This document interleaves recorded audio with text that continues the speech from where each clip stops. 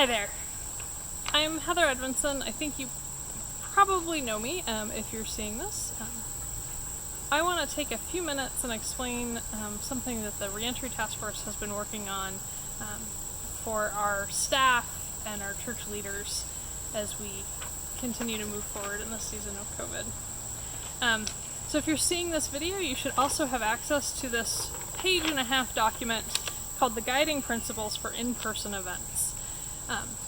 So this document came out of the Reentry Task Force starting to get some inquiries and creative requests for different types of events and activities, and our recognition that, especially as we maybe get into some more pleasant weather, that there's going to be an interest and a desire to be together, to be church together in person in some different and creative ways.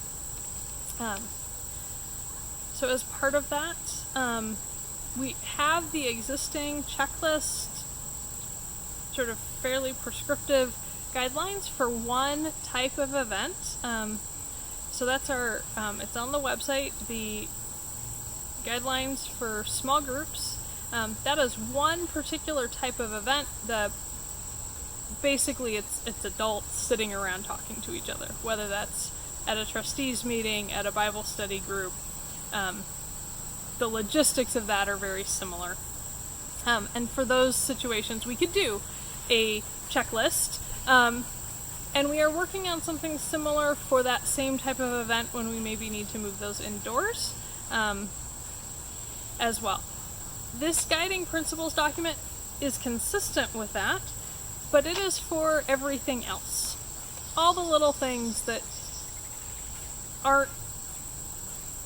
take a little bit more planning, that are a little bit different. There's a twist here, a piece there, to help us come alongside groups and leaders as they are planning those activities and events, to get to yes, to be together as church in ways that are safe and are guided by our mission and vision.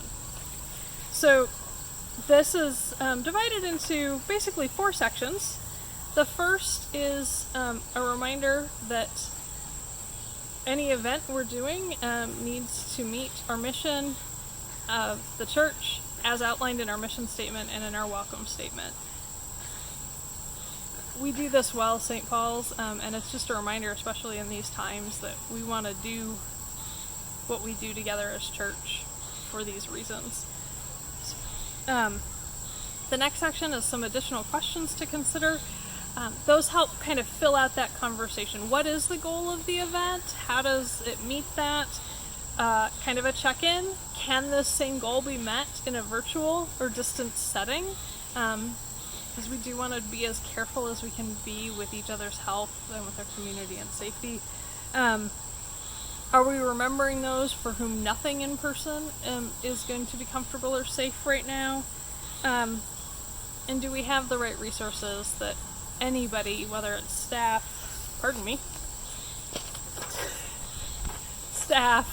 or members or guests at our activities, can make informed choices about how and when they participate in in-person events.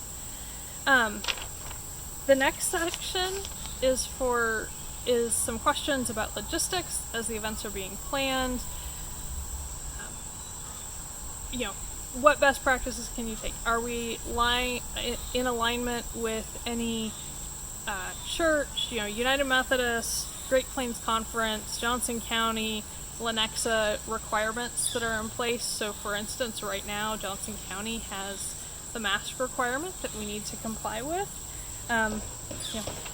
When this document was written, that didn't exist. So the document is flexible as the situation changes. We want to be dynamic in how we respond.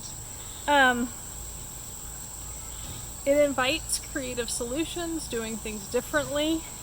It also invites people to look for and use resources for best practices from other sources. So an example of that might be music. There's a lot of conversation happening both outside St. Paul's but outside church settings about how, if, when choirs can rehearse safely outside inside what that needs to look like. So we want to use that information, and we want to empower our people who are experts and already know what's out there on that to bring that to me, to bring that to their planning. Also want to remind people to think through what supplies and materials they need for the event. The last section is a set of 4 short requirements. And these are, again, they're short. First one is that everything's got to be planned in advance.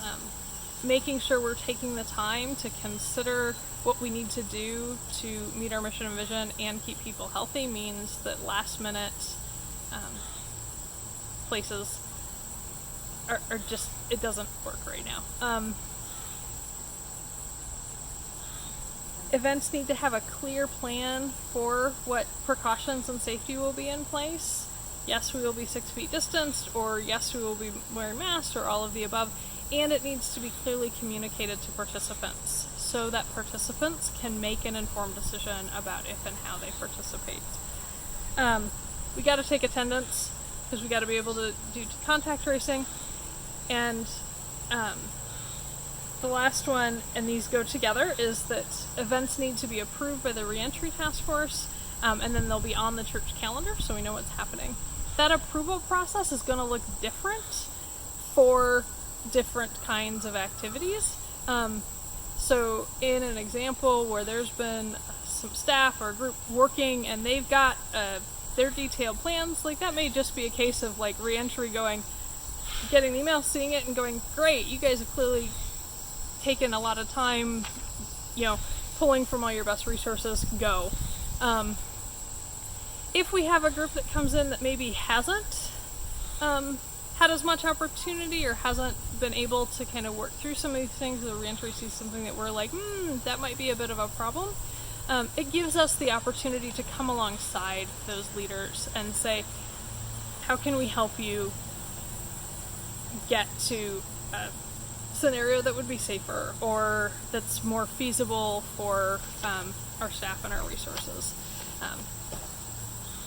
So we really see this as a way we want to work with the other aspects of the church leadership to get to yes, to be together, and it gives us an opportunity to come alongside and help that.